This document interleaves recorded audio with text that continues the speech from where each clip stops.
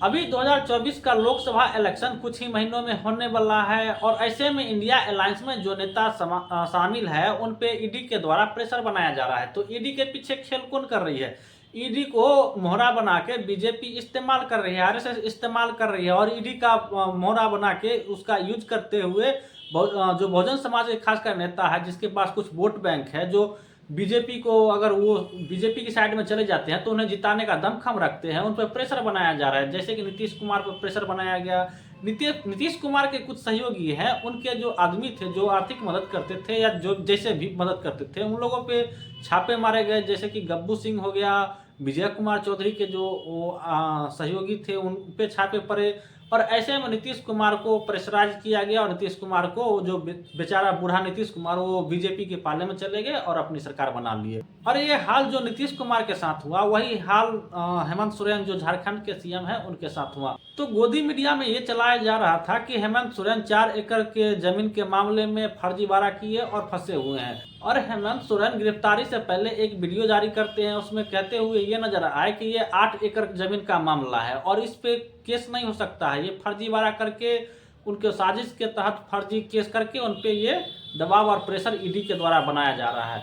तो एक तरफ जो सोच सकते हैं विजय माल्या, नीरव मोदी, पेटीएम का जो मालिक है और जी न्यूज का जो ग्रुप है, करोड़ों रुपया लेकर के विदेश भाग गए, उन लोगों पे कार्रवाई नहीं हो सकती है। क्यों? क्योंकि वो सवर्ण समाज से आते हैं और हेमंत सोरेन, नीतीश कुमार की जो पार्टी है, नीतीश कुमार ओबीसी समाज से आते हैं, हेमंत सोरेन आदिवासी समाज से आते हैं, इसलिए इन पे प्रेशर बनाया जा रहा है। और भारत में आदिवासियों की जनसंख्या जो जंगलों में रहते थे कुछ साल पहले, अभी वो लोग आर्थिक स्थिति कुछ सुधार हुई है, उन लोगों की शिक्षा में जागृति आई है तो वो लोग शहर में अस्थायी रूप से रहने लगे हैं, पर उनकी उतनी भी अच्छी स्थिति नहीं। और भारत में आदिवासियों की जनसंख्या करीब 15 करोड़ के आसपास है और कुछ ऐसे आदिवासी लोग हैं भारत में जिनके पास वोटर आईडी कार्ड तक नहीं है, आधार कार्ड तक नहीं है, वो अपनी पहचान की लड़ाई लड़ रहे हैं।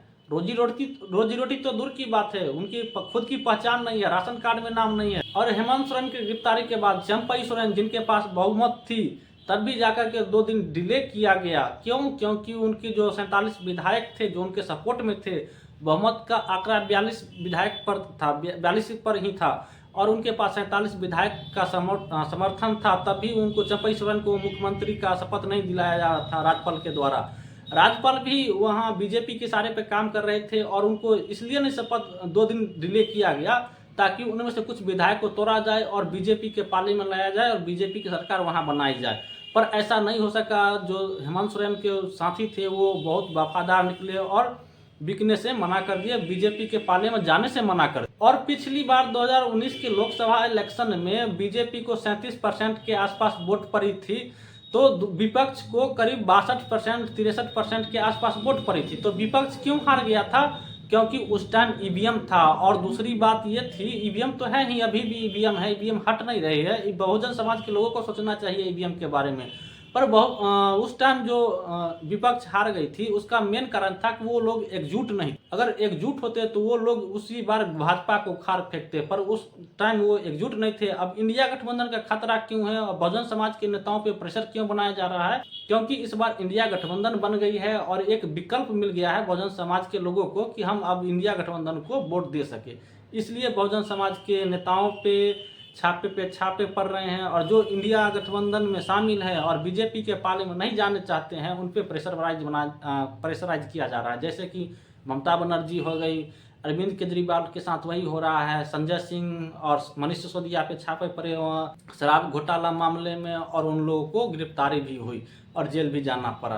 पर बहुजन समाज के लोगों को सोचना चाहिए, अगर नेता दल बदल लेते हैं, पार्टी मार देते हैं, अगर वो दूसरे खेमे में चले जाते हैं, सवर्णों की लॉबी में चले जाते हैं, तो बहुजन समाज के लोगों को सोचना चाहिए कि वोट किसे देना चाहिए।